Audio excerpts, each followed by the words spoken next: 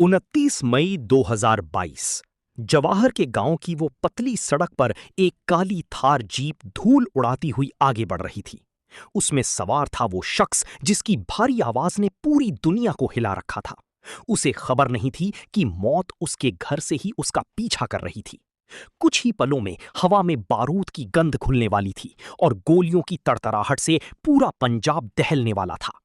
आखिर उस दिन उस काली थार में क्या हुआ था? कौन थे वो लोग जिन्होंने बिना पलक झपकाए उस लेजेंड को छलनी कर दिया? आखिर क्यों? आज हम खोलेंगे उस काली दास्तान का हर एक राज।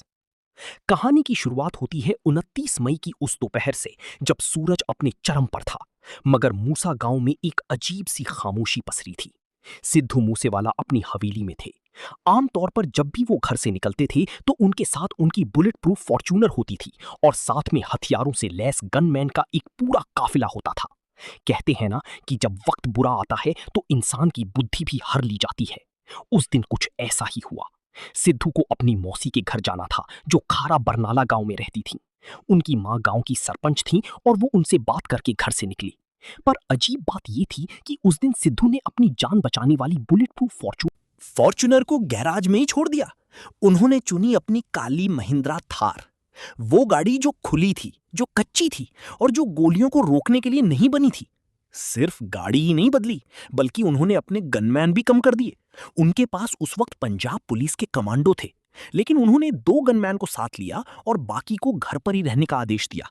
वो भी अपनी थार में नहीं, बल्कि अपनी किसी दूसरी गाड़ी में बिठाया। सिद्धू खुद ड्राइविंग सीट पर बैठे, उनके बगल में उनके पड़ोसी गुरविंदर सिंह बैठे और पिछली सीट पर उनके चचेरे भाई गुरप्रीत सिंह। शाम के करीब 5 बजे काली थार हवेली के बड़ी गेट से बाहर निकली।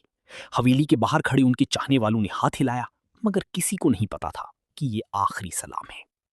गाड़ी मूसा गांव की पक्की सड़क को छोड़कर जवाहर के गांव वाली रूट पर मुड़ गई।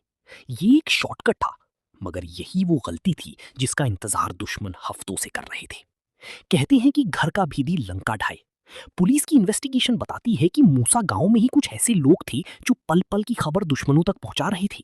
जैसे ही थार घर से निकली, कहीं दूर बैठे एक फोन पर घंटी बजी और उधर से सिर्फ एक इशारा मिला कि पंछी पिंजरे से निकल चुका है। और सबसे बड़ी बात, वो आज बिना सुरक्षा के है। ये मौका था, वो मौका जिसका गोल्डी ब्रार और लॉरेंस बिश्नोई गैंग को बेसब्री से इंतजार था। सिद्धू बेफिक्र होकर गाड़ी चला रहे थे, अपने दोस्तों से हंसकर बातें कर रहे थे। उन्हें लग रहा था कि ये उनका इलाका है, यहां परिंदा भी पर नहीं मार सकता। लेकिन वो अनजान थे कि मौत साए की तरह उनके पीछे लग चुकी है। गाड़ी आगे बढ़ रही थी और उनके पीछे एक सफेद रंग की कोरोला कार लग चुकी थी। ये कोई आम कार नहीं थी, इसमें वो शार्प शूटर्स बैठे थे जिनके सिर पर खून सवार था। इसकी थोड़ी ही दूरी पर एक बोलेरो जीप भी थी। ये एक पूरा जाल था जिसे बहुत बारीकी से बुना गया था। सिद्धू मूसेवाला ने जवाहर के गांव की तरफ गाड़ी मोड़ी। ये रास्ता थोड़ा सुनसान था, खेतों के बीच से गुजरती सड़क जहां दूर दूर तक कोई मदद की गुहार सुनने वाला नहीं था। कोरोला कार लगातार उनके पीछे थी।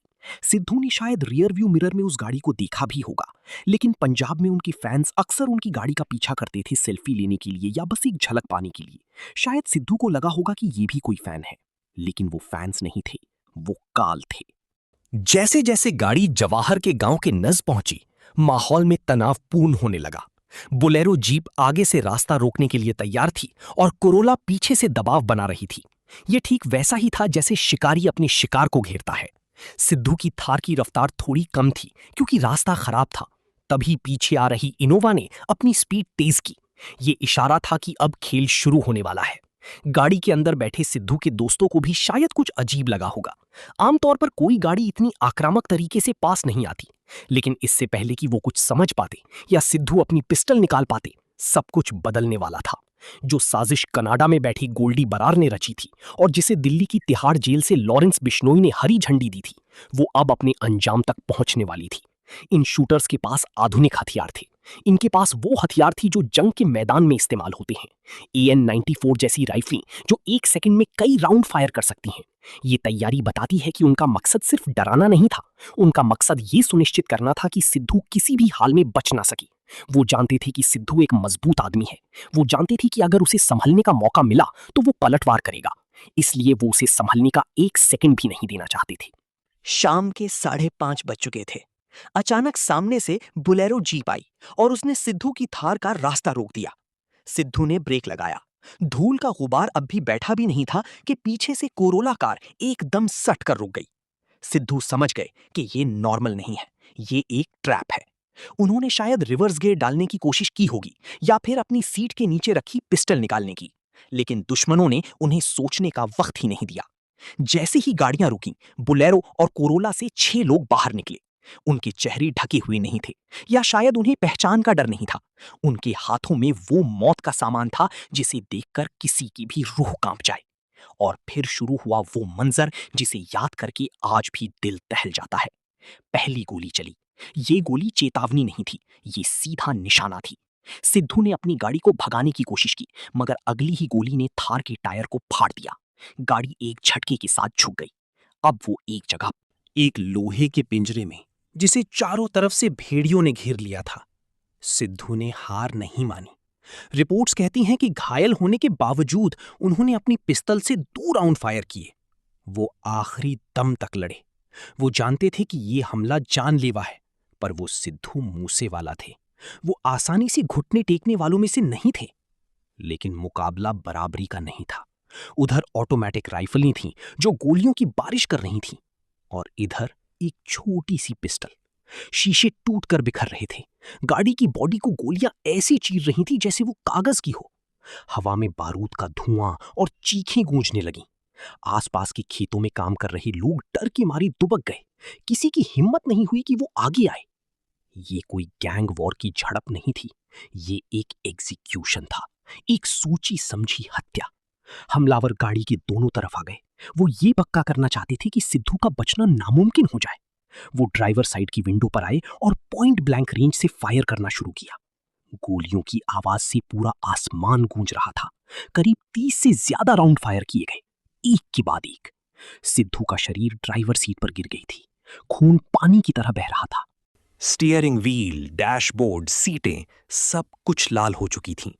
उनके साथ बैठे गुरविंदर और गुरप्रीत भी घायल हो चुके थे और वो मदद के लिए चिल्ला रहे थे, मगर उनकी आवाज गोलियों के शोर में दब गई। हमलावरों में से एक ने चेक किया कि क्या सांसें चल रही हैं। जब उन्हें तसल्ली हो गई कि उनका काम पूरा हो चुका है, तो वो वहां से भाग निकले। एक शूटर ने तो जश्न में हवा में भी फायर किया, मानो वो अपनी जीत का ऐलान कर रहा हो।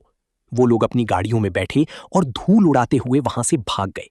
पीछे छोड़ गए एक छलनी हुई थार और एक खामोश हो चुकी आवाज। जैसे ही गोलियों की आवाज बंद हुई, गांव वाले डरते डरते बाहर निकले। उन्होंने देखा कि एक नौजवान खून से लथपथ पड़ा है। जब पास जाकर देखा तो उनके पैरों तले जमीन खिसक गई। ये कोई और नहीं बल्कि पंजाब का बेटा सिद्धू मूसेवाला था। लोगों ने तुरंत उन्हें गाड़ी से बाहर निकाला। उनकी नब्ज टटोली, शायद कहीं कोई उम्मीद बाकी हो। उन्हें तुरंत दूसरी गाड़ी में डाला गया और पास के सिविल अस्पताल की तरफ भागे। हर सेकंड कीमती था। गाड़ी हवा से बातें कर रही थी, मगर शायद वक्त रेत की तरह मुट्ठी से फिसल चुका था। अस्पताल पहुंचते ही डॉक्टर्स की टीम ने उन्हें चेक किया, लेकिन अफसोस, वो लेजेंड, वो आवाज, वो टैलेंट जो करोड़ों दिलों पर राज करता था, वो दुनिया को अलविदा कह चुका था। डॉक्टर्स ने उन्हें ब्रॉड डेड डिक्लेयर कर दिया। ये खबर जंगल में आग की तरह फैली। किसी को यकीन नहीं हो रहा था। न्यूज चैनल्स पर ब्रेकिंग न्यूज फ्लैश होने लगी। सोशल मीडिया पर मातम पसर गया। जो सिद्धू कुछ घंटे पहले अपनी मां से बात करके निकला था, अब वो एक सफेद चादर में लिपटा हुआ था। उनके शरीर पर करीब 2 दर्जन गोलियों के निशान थे। ये सिर्फ हत्या नहीं थी, ये नफरत की इंतहा थी। मौत की खबर आते ही पंजाब ही नहीं बल्कि पूरी दुनिया में उनके फैंस सदमे में आ गए। कनाडा, यूके, ऑस्ट्रेलिया, हर जगह कैंडल मार्च निकाले जाने लगे। लेकिन इस मातम के बीच एक और खबर ने सबको चौंका दिया। हत्या के कुछ ही घंटों बाद सोशल मीडिया पर एक पोस्ट वायरल हुई। ये पोस्ट थी गोल्डी बरार की। उसने खुलेआम जिम्मेदारी ली। उसने लिखा कि हां, हमने मारा है सिद्धू मूसेवाला को। इसके पीछे वजह बताई गई, बदला, विक्की मिड्डू खेरा की हत्या का बदला। ये पोस्ट देखकर लोग सन्न रह गए। कानून व्यवस्था पर सवाल उठने लगे। कैसे कोई इतनी आसानी से हत्या करके सोशल मीडिया पर उसका ऐलान कर सकता है? पुलिस ने तुरंत अपनी कार्रवाई शुरू की। पंजाब पुलिस के डीजीपी ने प्रेस कॉन्फ्रेंस की और इसे गैंग वॉर का नतीजा बताया। पूरे पंजाब में नाकेबंदी कर दी गई। सीसीटीवी फुटेजेस खंगाले जाने लगे। उस पेट्रोल पंप का फुटेज मिला जहां हमलावरों ने अपनी गाड़ी में तेल भरवाया था। चेहरे सामने आने लगी, तार जुड़ने लगी। दिल्ली से लेकर पंजाब और पंजाब से लेकर कनाडा तक। लॉरेंस बिश्नोई, जो उस वक्त तिहाड़ जेल में बंद था, उस पर शिकंजा कसा गया। पुलिस को पता चला कि ये प्लानिंग आज या कल की नहीं थी, ये पिछले 6 महीने से चल रही थी। कई बार कोशिश की गई थी, लेकिन हर बार सिद्धू की सिक्योरिटी या उनकी बुलेट प्रूफ गाड़ी आड़े आ जाती थी। लेकिन 29 मई को किस्मत ने भी दुश्मनों का साथ दिया। पुलिस ने धीरे धीरे शूटर्स की पहचान की। प्रियव्रत फौजी, अंकित शेरसा, मनप्रीत उर्फ मन्नू, जगू उर्फ रूपा, कशिश और दीपक मुंडा। ये वो नाम थे जो पुलिस की फाइलों में वांटेड थे। पुलिस ने एक एक करके इन्हें पकड़ना शुरू किया। कुछ एनकाउंटर में मारे गए तो कुछ गिरफ्तार हुए। लेकिन सवाल वही था कि आखिर इतनी नफरत क्यों? क्यों एक कलाकार को गैंग वॉर का शिकार होना पड़ा? इस पूरी कहानी की जड़ें बहुत गहरी हैं। ये सिर्फ एक हत्या नहीं थी, बल्कि कॉलेज पॉलिटिक्स से शुरू हुई वो दुश्मनी थी जो गैंग वॉर में बदल गई। विक्की मिड्ढू खेरा, जो अकाली दल का युवा नेता था, उसकी मोहाली में दिन दहाड़े हत्या कर दी गई थी। लॉरेंस बिश्नोई गैंग का मानना था कि विक्की की हत्या में जो शूटर्स शामिल थे, उन्हें सिद्धू मूसेवाला के मैनेजर शगनप्रीत ने पनाह दी थी और भगाया था। लॉरेंस और गोल्डी को लगता था कि सिद्धू अपने रुतबे और पावर का इस्तेमाल करके उनके दुश्मनों की मदद कर रहे हैं। बस यही वो वहम था या हकीकत जिसने सिद्धू का डेथ वारंट साइन कर दिया। लॉरेंस ने जेल से कसम खाई थी कि वो अपने भाई विक्की का बदला लेगा। उसने अपने सबसे बेहतरीन शूटर्स को काम पर लगाया, उन्हें हथियार मुहैया कराए, उन्हें पैसे दिए, रीकी करवाई। ये सब इतना प्रोफेशनल तरीके से किया गया कि किसी को भनक तक नहीं लगी। सिद्धू मूसेवाला, जो अपने गानों में अक्सर हथियारों और बगावत की बात करते थे, असल जिंदगी में उसी हिंसा का शिकार हो गए जिसे शायद अनजाने में उनके गानों ने ग्लोरीफाई किया था। ये एक दुखद अंत था। एक ऐसा कलाकार जिसने जीरो से हीरो बनने का सफर तय किया, जिसने पंजाबी म्यूजिक को बिलबोर्ड तक पहुंचाया, वो सिस्टम और गैंग वॉर की चक्की में पिस गया। उनकी मौत ने हमें ये सोचने पर मजबूर कर दिया कि शोहरत की कीमत कभी कभी जान देकर चुकानी पड़ती है। आज सिद्धू हमारे बीच नहीं है, लेकिन उनके गाने आज भी हर गाड़ी, हर घर में बजते हैं। उनके माता पिता आज भी इंसाफ की लड़ाई लड़ रहे हैं। वो बाप जब अपनी पगड़ी उतारकर लोगों के सामने इंसाफ की भीख मांगता है तो पत्थर दिल भी पिघल जाता है। ये कहानी हमें सिखाती है कि हिंसा का अंत सिर्फ विनाश है। चाहे आप कितने भी बड़े क्यों ना हो जाएं, सुरक्षा और सावधानी हमेशा जरूरी है। तो दोस्तों, ये थी कहानी सिद्धू मूसेवाला के आखिरी सफर की। एक ऐसा सफर जो मूसा गांव से शुरू हुआ और जवाहर की सड़क पर खत्म हो गया।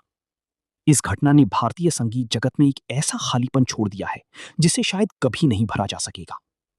हमने कोशिश की कि आपको हर पहलू से रूबरू कराएं कि कैसे ये साजिश रची गई और कैसे इसे अंजाम दिया गया। अगर आपको हमारा ये प्रयास और ये इन्वेस्टिगेशन पसंद आई हो तो वीडियो को लाइक जरूर करें। कमेंट में लेजेंड नेवर डाई लिखना ना भूलें। और हाँ, ऐसी ही अनसुनी और सच्ची क्राइम स्टोरीज देखने के लिए हमारे चैनल को सब्सक्राइब करके बेल आइकन जरूर दबाएं। मैं क्राइम सीन चैनल पर मिलूंगा आपसे अगली वीडियो में एक और रहस्यमयी कहानी के साथ। तब तक के लिए सतर्क रहें, सुरक्षित रहें। जय हिंद।